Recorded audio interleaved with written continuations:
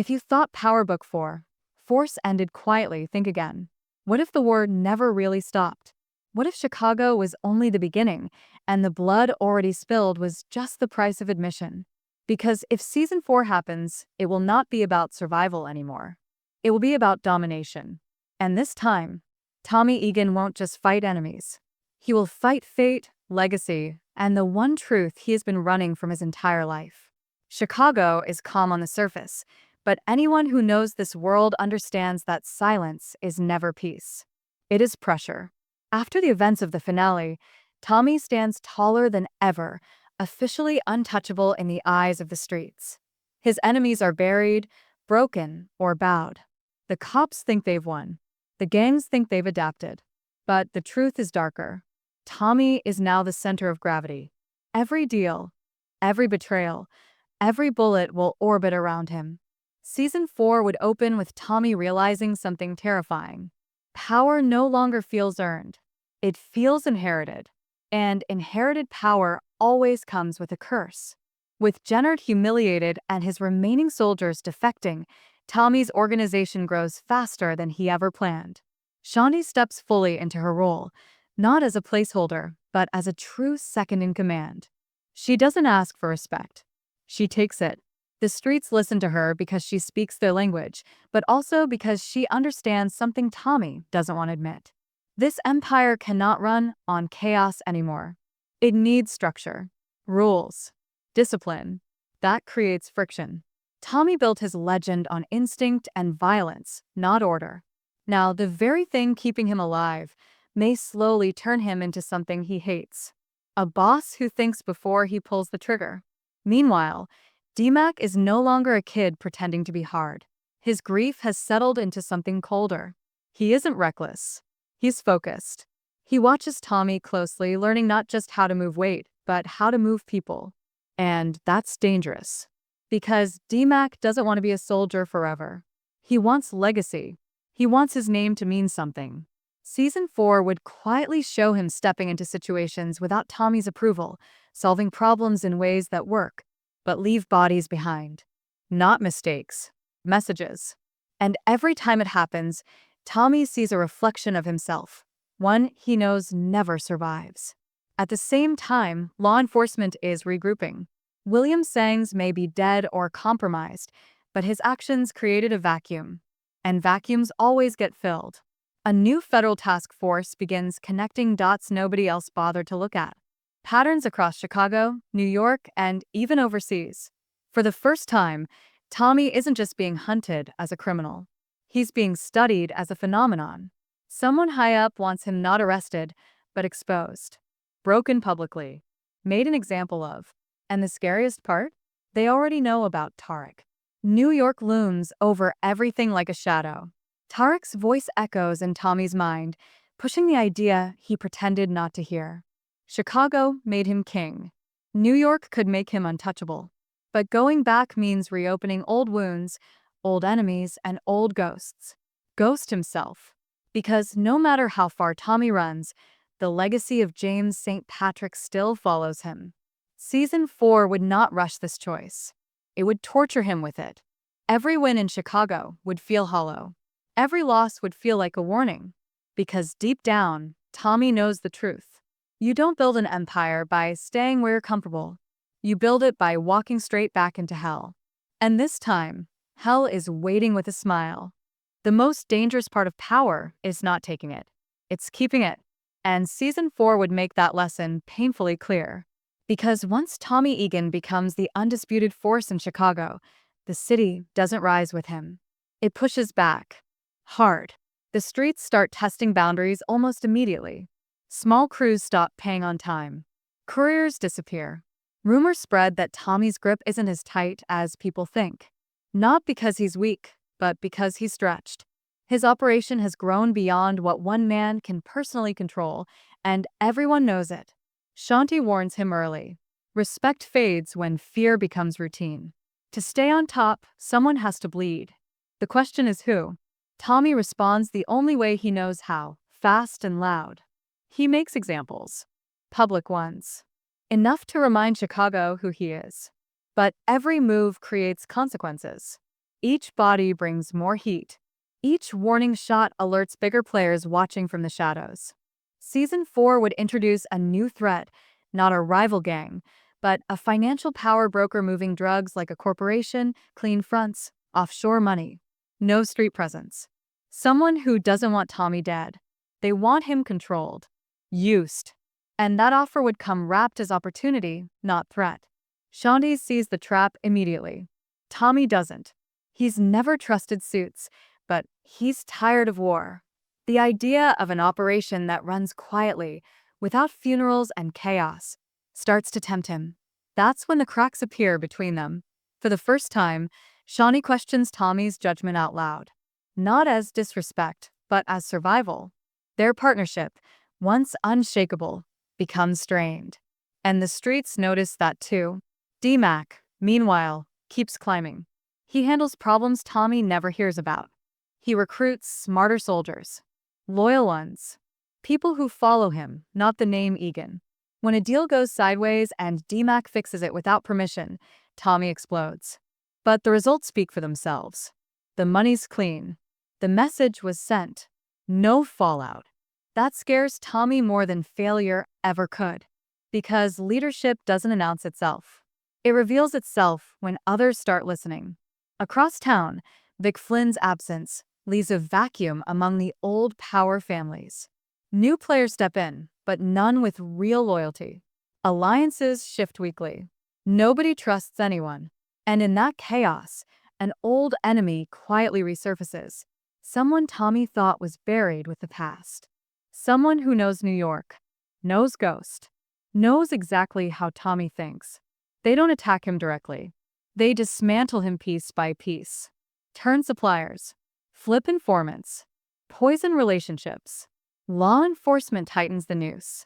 The task force doesn't rush. They wait. They let Tommy feel comfortable. Then they strike at the people around him. Minor arrests, financial freezes, silent seizures. The goal isn't prison. It's isolation. Make him paranoid. Make him react. Because they know untruth. Tommy Egan always destroys himself faster than anyone else ever could. By the end of this section, Tommy stands alone in his penthouse, city lights below him, empire intact on paper, but rotting underneath. He has power, money, fear. Yet something feels off. The silence isn't peace anymore. It's warning. And somewhere far away, a move has already been made that will force Tommy to choose between Chicago and everything he ever was. Power has a way of exposing the truth people try hardest to hide. And in Season 4, the truth catches up to Tommy Egan fast. Not through bullets or betrayals, but through choice. Because the moment you become the king, every decision becomes a test of who you really are. The pressure starts closing in from all sides. The new financial players don't push anymore. They pull back, slowly. Deals that once flowed easily begin stalling. Supply chains get thinner. Payments arrive late. Nothing loud. Nothing obvious. Just enough to force Tommy into reacting. Shawnee recognizes it immediately. This isn't random. It's leverage. Someone wants him desperate. Someone wants him to reach out first. And the worst part is, it's working. Tommy begins cutting corners. He approves moves he would have shut down before. Lets violence solve problems that patience could have handled. The streets feel the shift. Fear returns, but loyalty doesn't follow it. People start protecting themselves instead of the organization. Snitches don't speak yet, but they listen more carefully. Survival instincts kick in. That's when mistakes start piling up. D-Mac sees it all. He doesn't challenge Tommy directly. He adapts around him. He builds his own structure quietly, smarter, cleaner. Less noise. More control. When a crew follows D-Mac's orders over Tommy's without even realizing it, the balance shifts. Not officially, but spiritually. And in this world, perception becomes reality faster than truth ever can. Then comes the call Tommy didn't expect. New York. Not a threat. Not a warning. An invitation. Tarek doesn't beg. He doesn't pressure. He lays out the facts. Chicago is bleeding Tommy slowly. New York is evolving. Smarter enemies. bigger rewards, and a chance to build something that doesn't crumble the second you look away. Tommy hangs up angry, but the idea sticks. It always does. At the same time, the task force makes its first real move. They don't arrest Tommy. They arrest someone close to him. Someone innocent enough to hurt, guilty enough to stick. The message is clear. We can't touch you yet, but we can take everything around you.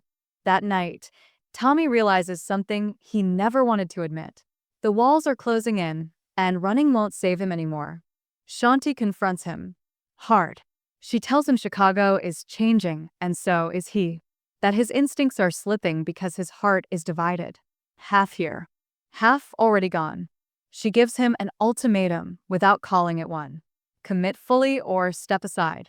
It's the first time anyone has ever suggested Tommy Egan should walk away from his own throne. Meanwhile, DMAC crosses a line. He makes a move that secures territory permanently, but at a cost Tommy can't ignore. Blood was spilled without permission. Necessary blood, maybe, but still blood. When Tommy confronts him, DMAC doesn't apologize. He explains, calmly, rationally, like a boss. And that's the moment Tommy understands the truth. The future is standing right in front of him, and it's wearing his face. The section ends with Tommy alone again, replaying Tarek's words in his head. Chicago gave him power, but it's taking his soul one piece at a time. And for the first time in his life, Tommy wonders if staying is more dangerous than leaving. Because once you start thinking about escape, you've already lost control. By now, the war is no longer on the streets. It's inside Tommy. And that is the kind of war no gun can win. Season 4 would slow down here, not to breathe, but to tighten the tension. Because this is the point where everything fragile finally begins to crack. Chicago senses the shift before Tommy admits it to himself. His presence feels distant. Decisions take longer. Meetings end without certainty. People stop fearing what he might do and start wondering what he won't. That hesitation is deadly. Rivals don't rush him. They wait. They let the doubt do the damage. Every delayed order becomes permission for chaos. Shanti steps up harder than ever. She keeps the operation alive through discipline, not emotion. She puts people in place, cuts off weak links, and locks down territory with precision. On paper, it works. Money stabilizes. Violence drops. But emotionally, the distance between her and Tommy grows. She didn't sign up to babysit a legend losing focus. She wanted a partner, not a ghost. And slowly, she realizes she's already running the empire alone. DMAC, on the other hand, is fully awake. He doesn't want Chicago just stable. He wants it loyal. He starts talking directly to soldiers, not as a boss, but as family. He shares losses, talks legacy, talks future. And people listen, because they see hunger in him. Purpose. The kind Tommy once had before survival became routine. When word reaches Tommy that crews are calling DMAC before they call him, it lands like a punch to the chest. The task force tightens again. This time it's personal. Old cases resurface. Names from the past. Connections that should have stayed buried. Someone from New York flips. Not a nobody. Someone who knows how Tommy thinks when he's cornered. They don't give the feds everything. Just enough. Enough to reopen doors Tommy slammed shut years ago. Enough to make New York dangerous again. Tark reaches out once more. This time, he doesn't sell dreams. He tells the truth. Power in New York is shifting. Old kings are gone. New ones are untested. There's room to move. But only if Tommy shows up before someone else fills the space. The clock is ticking. Tommy laughs it off. But his silence after the call says more than his words ever could. Then comes the breaking point. A hit goes wrong. Not sloppy. Not accidental. Strategic. Someone wanted it to fail. The fallout is brutal. Innocents get caught in the middle. Heat explodes overnight. And for the first time, Chicago looks at Tommy not as protection, but as the problem. Shawnee confronts him one last time. No anger. No shouting. Just truth. Stay and this place burns. Leave and maybe it survives. That night, Tommy walks the city alone.